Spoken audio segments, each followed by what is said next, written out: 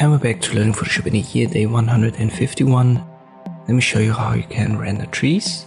I'll create a new layer for that. I go to filter, render, there's a tree option. I think it's pretty straightforward.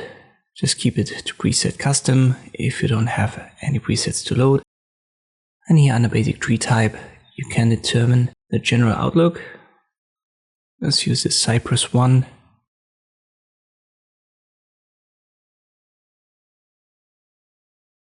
Then we have a light direction, and basically forget about the numerical value here. If you have it to the left, the light will come from the left. If you have to slide it to the right, the light will come from the right.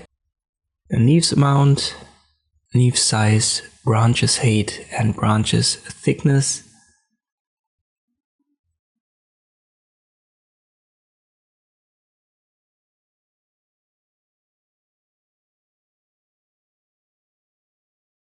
If you have a lot of leaves, the branch thickness will only be visible at the stem down here.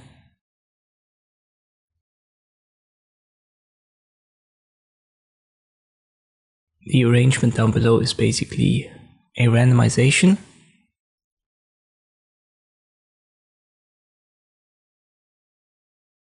And we have advanced options. Most interesting is certainly the custom color. So if you don't want to have a greenish tree, you can adjust that right here and even give that an unnatural look. Let me make that red, so that would also be possible.